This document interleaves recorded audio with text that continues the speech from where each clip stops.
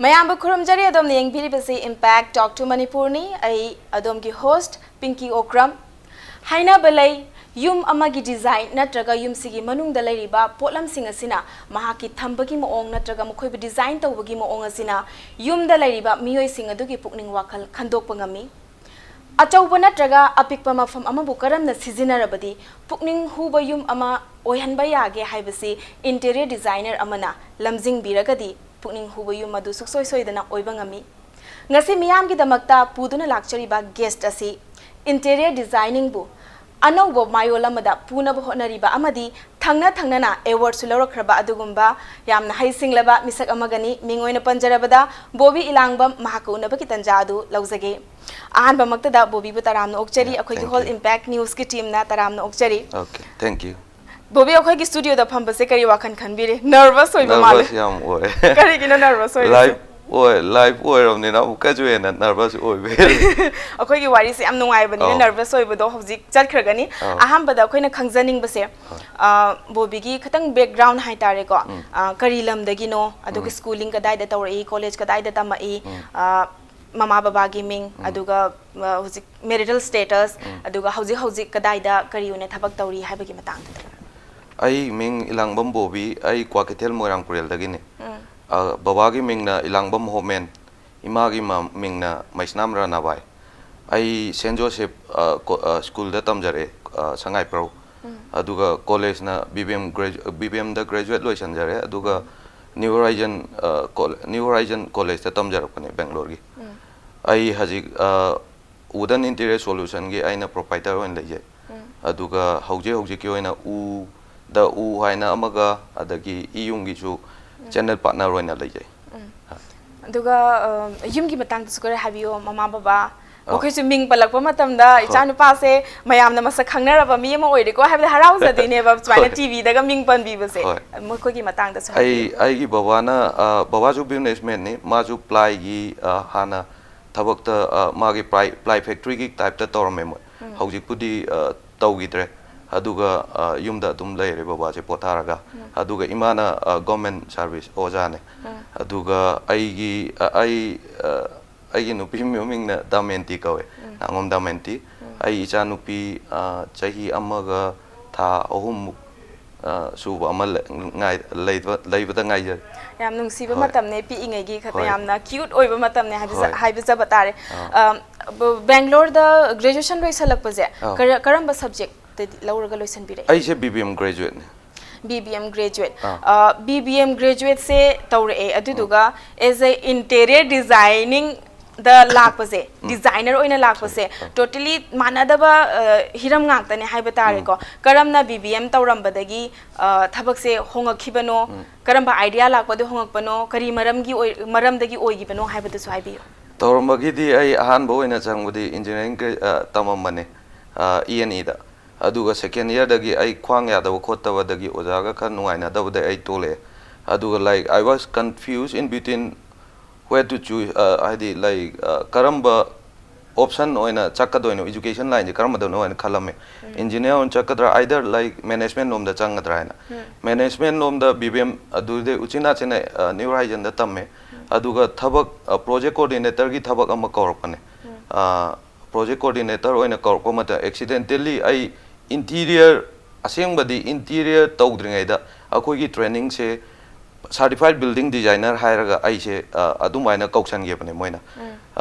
certified building designer ai se India da di practice tawbudi yade like mapanda outsource tawraga koina Canada gumba US gumba gi yum yekna bagi oina tawbne aduga yum hairaga commercial yum di na taw khara piktak ta ba yum like residential yum da third floor block ki yek ba yai aduga India da di adu practice tawbudi yade architect na tamne na architect su register torkana yekadobne adu gi duda tamale ai je Gujarat ta training gi thare katsta oina aduga like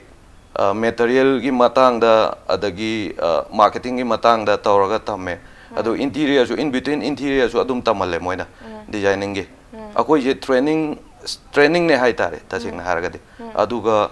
adumain tawraga ai gi interior sida onjal lakhibane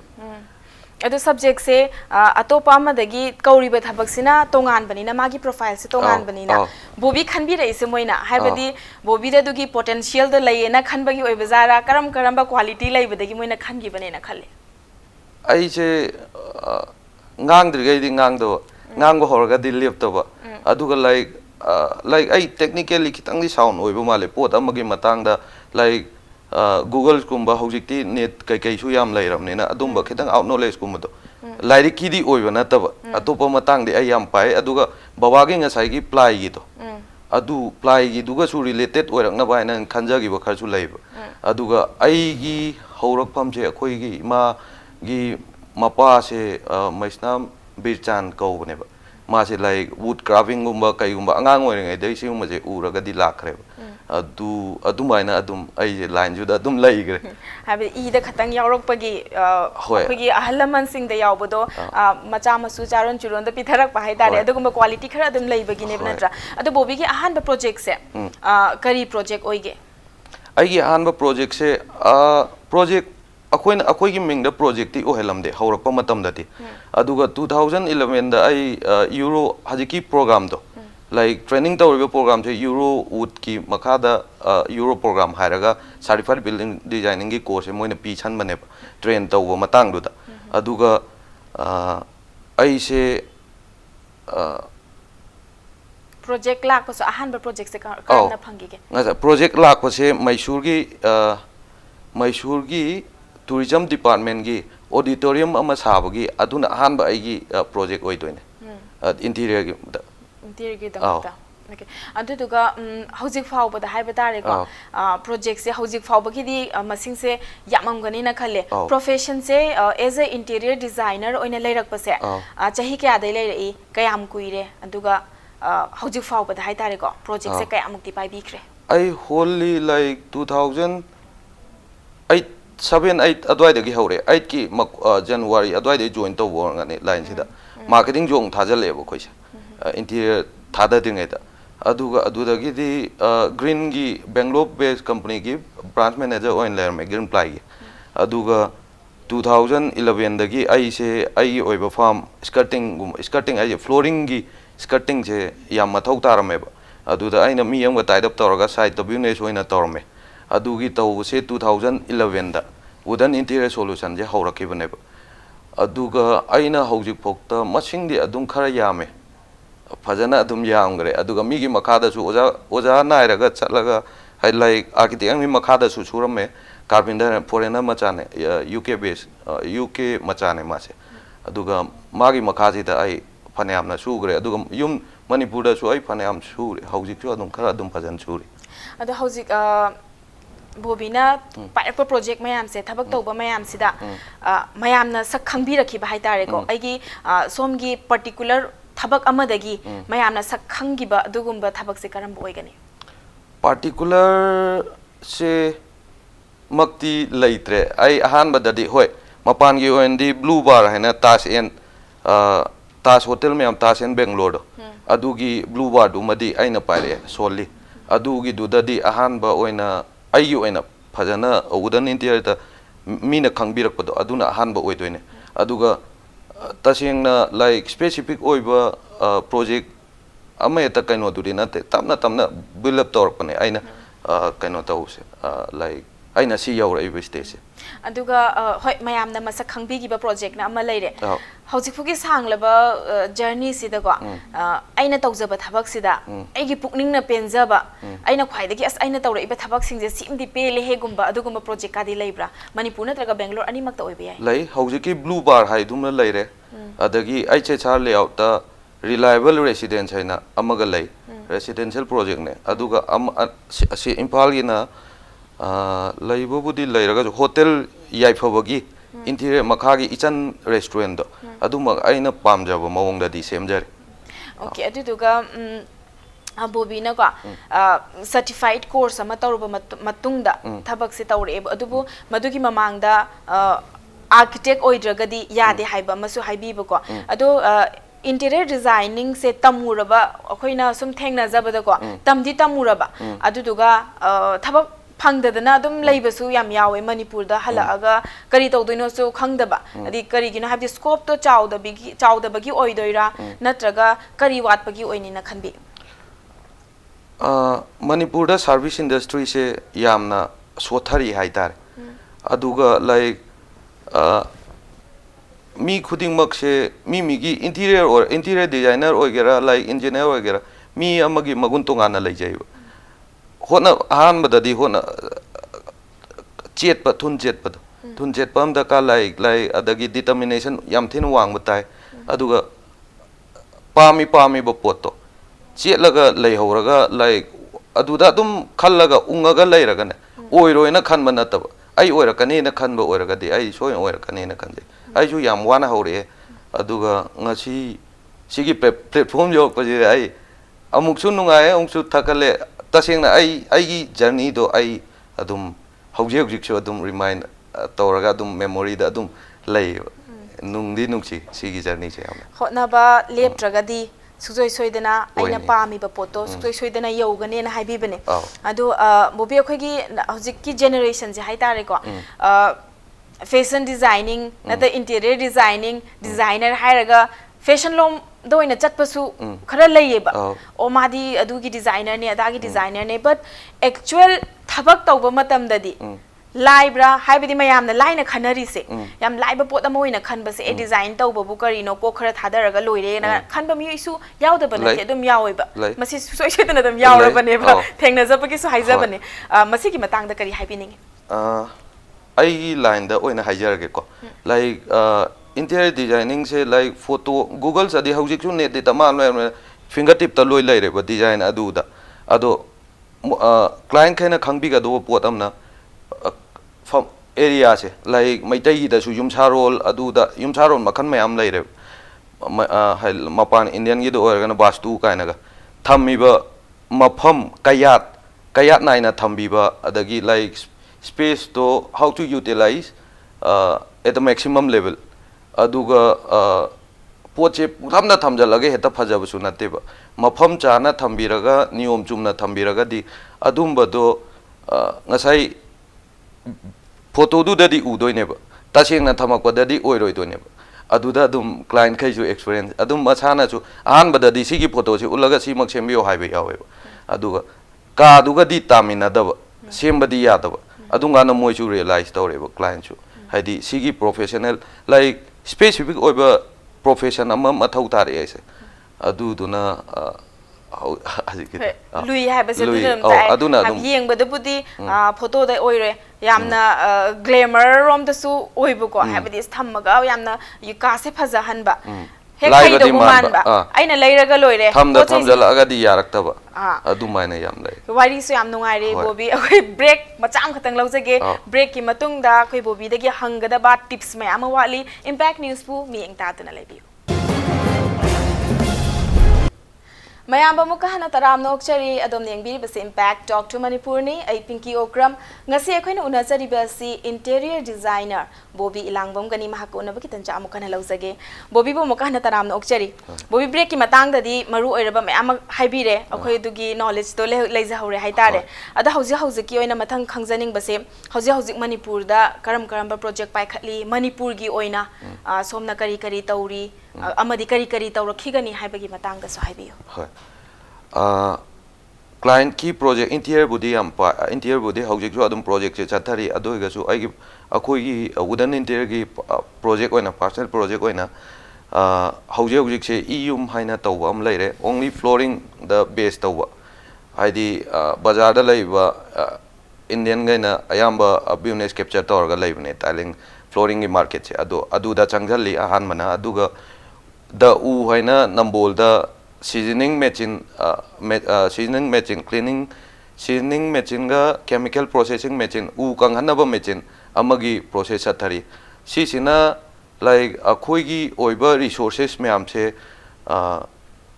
manipur khaktang nataba mapan da su outsource tawba ngamnaba haidi like u are makhak myam adage sijinaba yade na hundoi ba hainau kongnang aduma myam do kangalaga manipur da di tik ka uning thauga leihauga khaktang na neba sijinnaise adumba sijinaba yadaba pot myam do like sijinaba yanaba onthoga adagi script ta taraba u are makhak mayamduna product on thoga mapanda thadokpa yanabugi adumagi plan amakanna hajik nambolda kanna semjari अदो जिता बोबीना पनबी की बा उ कंगहनबा machine हाइबसे मसिदा खंगजनिंग से कइगिनो खैना yum गी अखैना stair गी मखि पामपोंग गुबा सेंबा मतमदा खैना खेउसे लौरगा मागी चोटपा मतम ताय गाना Koyna ngaibsu yawiba adugumba achotpa u singse hojiki machine sina adum matam ikui kui da bida kanghondoira kamai mane within 12 days the chemical adagi kanganba khaktang nate sumcha danaba treatment pi baneba chemical impregnation plan haina like boiling achawam leiba boiler sida hapchalaga chemical se impregnant forcefully kapchalaga manung sida sumcha danaba adagi kanghanaba thamakadoine ba hojiki process ani ni ko okay aduga flooring da hozik concentrate to biri se ayamana khoi se yum je saba matam da pikkera chawgera khoina tiles ka marble ga khoina choice se maduda quality tongan tongan ba mapan dagi loina mak lak pa ngak tane import torok pa ngak tane ado una sinba matam da khoi ge tiles se magi quality du gi matung inna kanba kandaba haibam su kuina magi durability haiba tare ko adu ma laigre adu maina khoin u sing sina su adu maina floor se loina mak torok pa matam da ma se magi kanba gi kuina chatpa gi chang sidi managadra na tra ka maina taw manani yam changna chatle hojiki seasoning plan se lairaga tin ju chadre kangju kange chingju chingdraga di adagi chemical process khar lai like silicate oxide na mathak ta covering pin ba adoiga di tiles ta khot ta boga che ugi mathak ta ju khot ta ba dum yai haidi engineer aduna mu engineer wood haina chinga ne ba process tawgrabani na engineer wood ne ba aduna kuina sangna chatle aduga mapan gi market ta di tiles kumba granite kumba se kidang harmful effect kha khalai ko sidi aina ai gi pot yon ba gi phibam la ne ba aduna ta ba locally phangi ba u hong na phangi ba se mapanagi lakpa ugi pot sidi am tangna la flooring je aina sidagi mapana 300 rupees per square feet tawudo ain sida chamaga kunda yon khalaga di tile sudagi heno honga ani manipur da ayamba client che client ayamba khwaide phajaba khwaide hongba khwaidagi kuina chatpa haiba ahummak to aina udo kanghalaga tohanjagi khalakbagi nebo sungsoi soina tawba ngambasu oibiu haiba tare hojiki sigi sema laire tawge na hojikan honari so haibire ko sinataba manipur da ko atopa project sing tawbi gi ba laira bra na traga hojik tawge na ta future da tawge ga na di khanba laibiri bra haidi ugi matang se ha ugi matang oiro any project interior designing ga mari laina bo oiro aduga akoina thijaba matamda building designer ga su haibi my profile maming se ko ado manipur gi oina kari tawbiri kari tawgani so that akhoi gi ngasi gi talk to manipur yengi ba akhoi gi viewers sing sida interior designing tawning ba mi sing sida su khangja sanu haiba tare hojik se client ti ta seng na watre di hana di chahi ani sida interior di angi kaino se concept se yam thin chawna changes am lai hana di aduga mi su competitive market su yam chaw khatle market ju yam chawre adagi like client masing hengale client adagi senal lambi hengana rakpa issue designer ama adum kau se kina raktreba hanadi paisa designer am kauraga fee magi yamgadra yamoidra haiba am lairame hojikti adum do like market che ani thokna approach to we aiba amana like mi am da tambiraga aduga amana forcefully yonsan ba ama aina tawjaisina mingonda kai pona fani hairaga option do thiraga mingonda option do piraga design tawjabane khara amadi like forcefully adum tawbusu yawe aduga like ngasai kai tawge haibado specific oina di nataba aigi design ayamda designer ngi concept tongan le like architect boy gira interior designer boy gira mi gi concept tongan le aigi oina di ayam matamda ai locally available material adumba yam sijinai aduga poto durability do adumaga yam toina yeng mi khuding da aduma like ngasai gi educated haraga like tambi banda tab aina aigi field da khangem ne mi du na phana khangaga su kitanga amuke na khangam da ba ai ju mingon dai tam mi na ingon dai tam ba yabdu su adumai na pina bagi mong dai kaino ꯊꯝꯖꯒꯦ ꯍꯧꯖꯤꯛꯇ interior designer se hire tawbada mise kiraktre na haibase matang sida amkhatang hangjahoge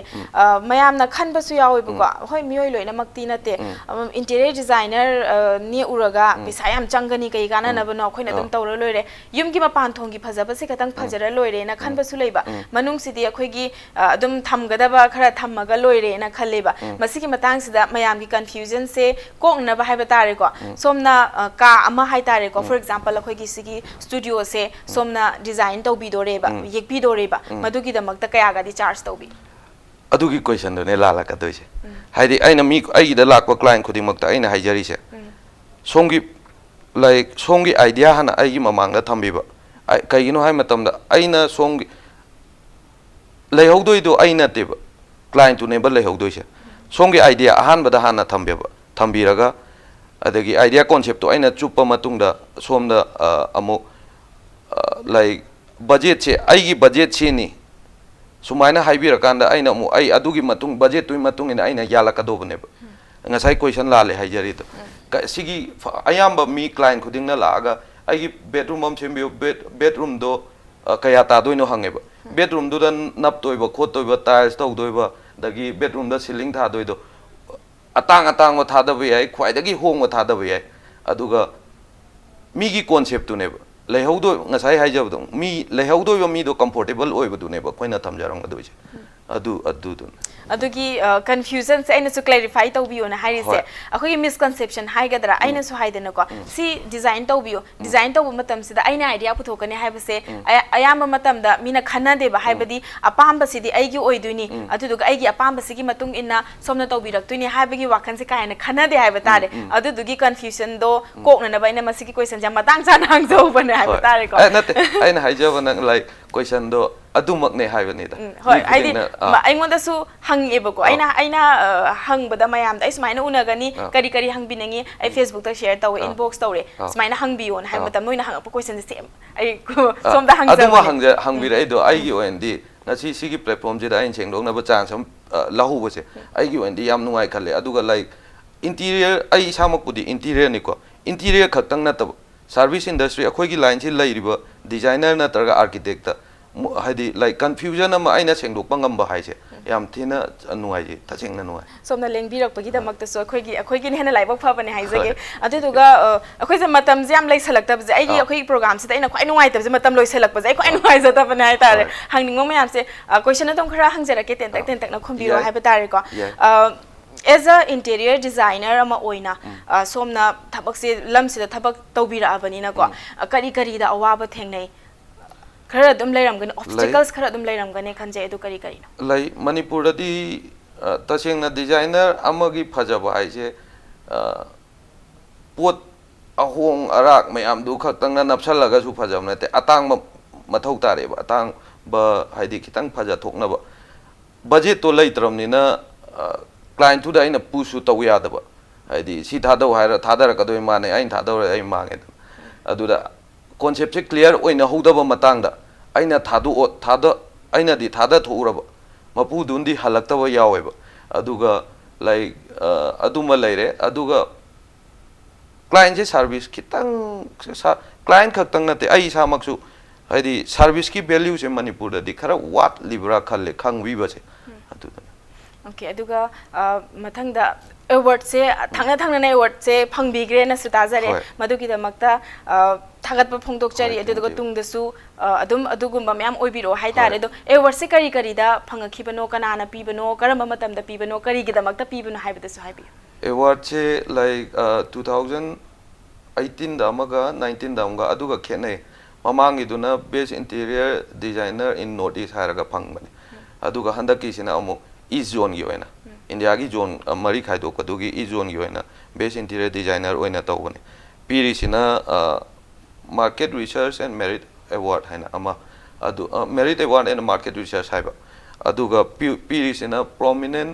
magi function dugi maming do most prominent architect and design award hairaga pibani adu somna phangbi dai se award pibiri se somda karamba atopa designer mayam laikre interior designer mayam laikre makhoigi maraktagi bobi sibu khanbiraktana sugumba award ama pibireise somda karamba mayam da yaudaba quality somda karamba quality yaubagine na khanbi like aina khanjabadi designer pot atangma napaga phajaba nate ba yumje mafam chaba mafam adagi utilize tawbudo adumbado ain khanbada just oiba mapan gi kangbudo na adu uba male aduga like aina haijabdo ngasai locally available oiba resources renewable resources mayam leiba koina adudo utilize tawbogi adumbado da ain mamangi da aina adugi phangpane aduda adum thakala adum phangado male khangi bagin okay congratulations aduga tungdasu अखोगी Manipur दई ओइबनिना मणिपुर की अखोगी मणिपुरी सिंह हाय तारे को मणिपुरी सिंह अदम हाइजगे pull-up पुन्ननब को मखोना top top थबक तौरक पसे अखो interview लौरिबा खोय अदगी पाव Paribas खोय सु यामना प्राउड फील तौय हाइबा तारे अखोय मणिपुर दगी नेना अदुगा मथंगदा अखोगी मणिपुर द लैरिबा अखोगी न्यू जनरेशन की नहासिंग सिना हाय तारे को मखोयना इंटीरियर डिजाइन निंग तौनिंगबा मतमदा एज डिजाइनर अमा ओइरकपा मतमदा करी करी दरकार ओय हाइबा दुगा मोइना करी करी तौबा मथौ ताय हाइबा द मेसेज मचाम खतंग पिबियो हानादी इंटीरियर डिजाइनिंग से ओनली सर्टिफाइड कोर्स ओइन लेरमे हौजिकती ग्रेजुएशन कोर्स लैरे अदगी मास्टर लैरे अदो हौजिक ओइना मार्केट त कुंबी गे हारगदी like degree course at least degree course फोक्ति तोहनिंगे तोहनजनिंगे अदुगा इसाना पामजब पोतुदी इंटीरियर ओइगेरा नत्रगा अतोप लाइन ओइगेरा याम चुमना अदुम होना हनिंगे अदुगा हौजिकती यामना चु लाइरे हाइदी everything is available at the finger tip ने लाइक नेट तुदगी अदुम लोय फंगेदना आइडिया दो अदो आइना हाइबा खक्तंगी सु नतब अदुम वाइन सु लौबियो अदुगा सोशल मीडिया हारगा फेसबुक से पाइदबा दगी लाइक इंस्टाग्राम पाइदब से फोटो